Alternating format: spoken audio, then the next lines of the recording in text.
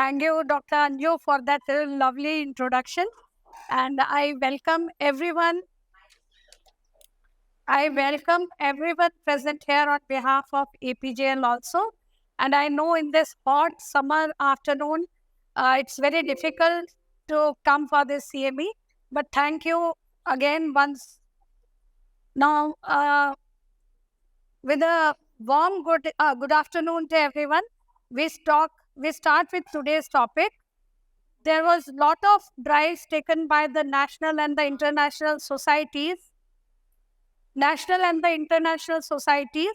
for tetanus immunization. And I think that with the collaboration of us obstetricians and the various national and international bodies, to a great extent, we have been successful in eradicating the maternal and the neonatal tetanus. So, but then, our focus was mainly on tetanus. We never thought anything other than tetanus. And we must be thankful to our pediatrician friends who are very prominent in doing their immunization. They follow the immunization schedule very religiously. And it was basically the IAP, the Indian Academy of Pediatricians, that is the body they thought of that how to increase the neonatal immunization in the gap period. Means that neonatal immunization in India, it starts somewhere around 6 weeks. And other than in India, it is 8 weeks. So this gap period of 6 to 8 weeks, the neonates are subjected to certain infections like you can say, which is the commonest one is pertussis, which uh, takes a great, morbidity and mortality and a great economic burden for the country and the family as such. So it was thought that what is the way that we can do something to improve the neonatal immunization status for these type of diseases. And then the IAP came out with the idea of immunizing the mothers against certain diseases which will give some immunity to the newborn till they are actively immunized. So with this concept, the IAP came in and the FOXI and the other bodies, they followed their cue. And this is how the Tdap immunization has now been recognized by FOXI, and I think it was started somewhere around 2016, and now most of us are doing that. Similarly, for the influenza vaccine, that was a drive by the WHO. So these two vaccines, other than the tetanus one, these help in maternal immunization also, and these take part in neonatal immunization, that is passive immunization, and especially so in the window period. Like influenza vaccine in children, I think cannot be given before 6 months. So how do the neonate cope up with influenza? It is only through the maternal antibodies that we can help the neonate to fight these diseases. So this slide is a maternal immunization, which is a long journey. And nowadays, other than TT, these are the most important two vaccines, that is influenza and Tdap, that we are giving in routine. I think from 2012, the influenza vaccine is been globally used. And from 2016, the FOXI has introduced Tdap in our immunization schedule. Now, we also now know that pregnant women, they are more susceptible to certain infections because there are not many physiological and cardiovascular changes during pregnancy, the changes in the blood volume, the immune system modification is there, and hence a pregnant lady is more susceptible, and if she develops these type of diseases, then severity is also more in the pregnant ladies. Similarly, the neonates, because the neonate immune system is immature, and these young neonates, they do not receive any kind of vaccines till 6 or 8 weeks of their life. So these two groups are more susceptible to contact certain diseases, and it has been a trial by the IAP and other national and international bodies to look out for some immunization process which can give immunity to the neonates too.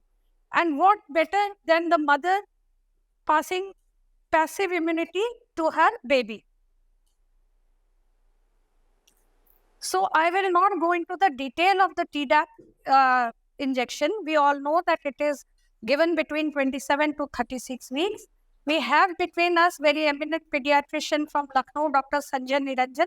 He will be taking up everything you want to know about Tdap.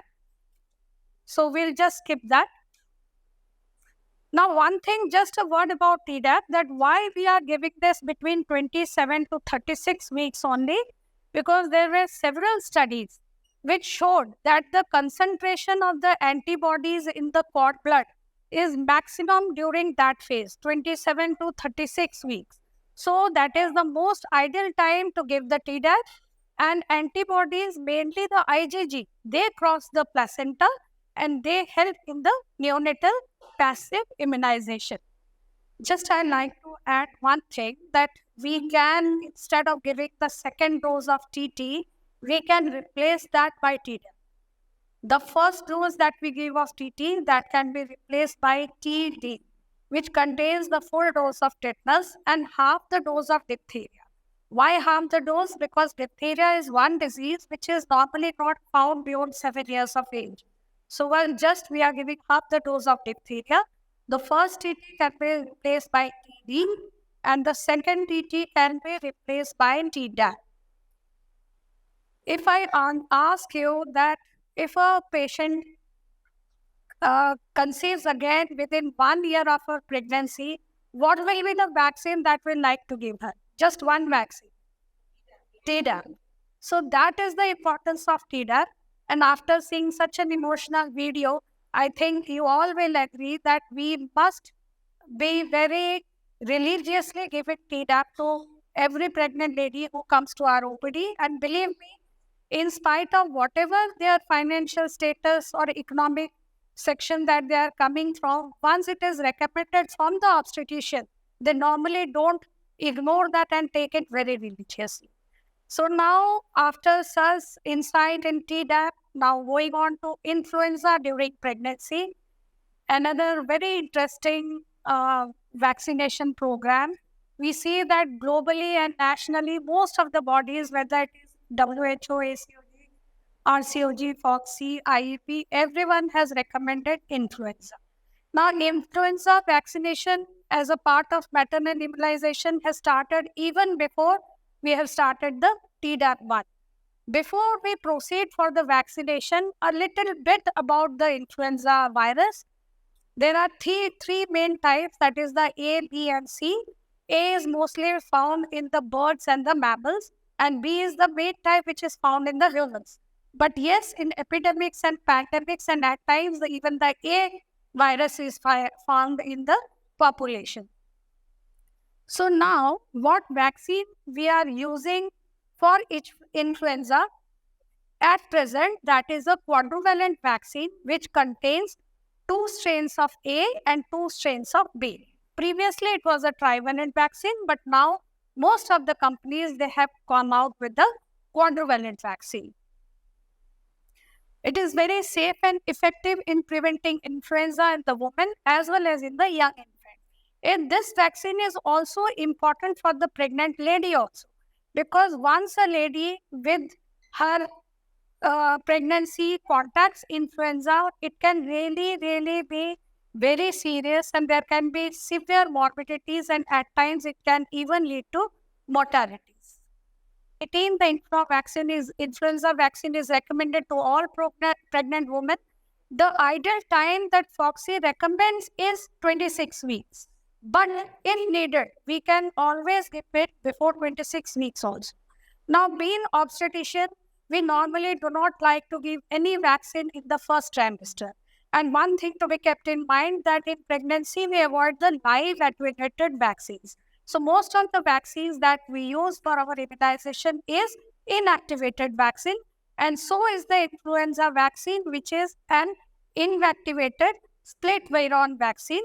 So in case there is an epidemic or there is a pandemic or influenza season is just about to come, we can vaccinate our patient very well before the 26 weeks, just trying to avoid the first trimester. Pregnancy-related adaptations of the immune and the cardiovascular system promotes a prolonged inflammatory phenotype, increasing the disease severity and causing maternal and fetal health problems. We have already discussed about this. Now, the Indian data on the impact of influenza in pregnancy. So there were many studies, and there were some big studies, and this slides 8 Indian studies, one of which was conducted in Pune, and it was quite a big study. What does this show? That influenza imposes high burden of maternal and fetal complication in pregnancy. Now, maternal complication we have already discussed.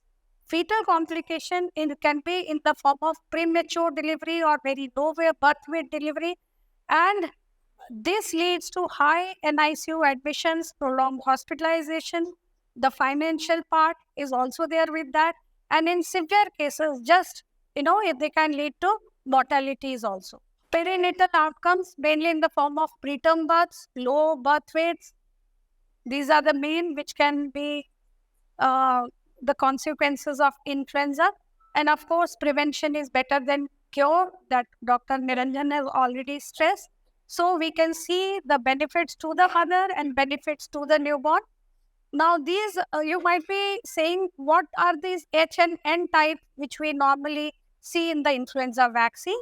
So the influenza virus has a capsule, and on that capsule there are glycoproteins which can be the heme agglutinin, which is known as the HA, and the aminodase,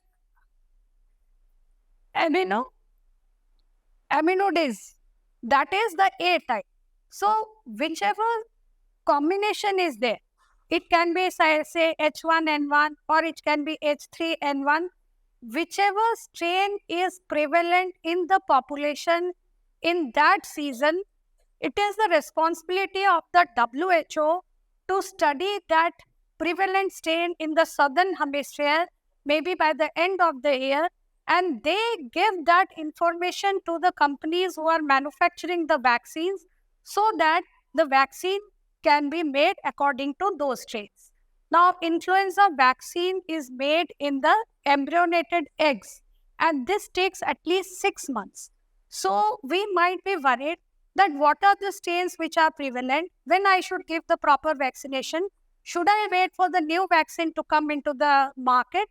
But we should not be thinking about all this.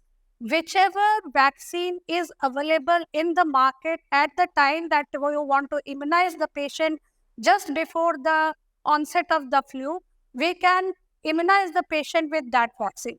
Because whenever a new vaccine comes into the market, the older ones are withdrawn from the market. So there is no overlapping. Whatever is available in the market at that time, you have to use that vaccine.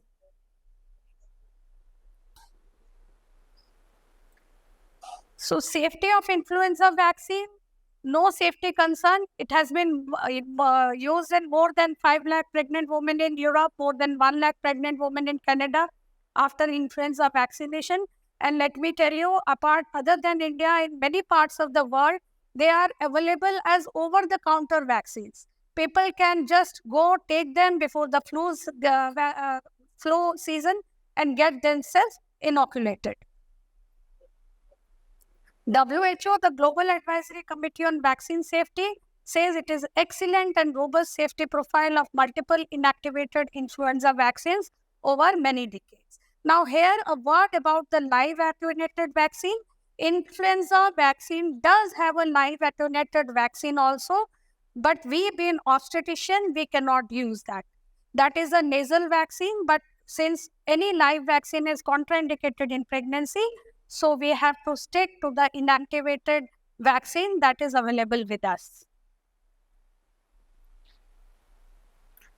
So this is to summarize the thing, that risk of diseases is high in both mothers as well as the newborn infants. Influenza imposes high burden of maternal and fetal complications in pregnancy.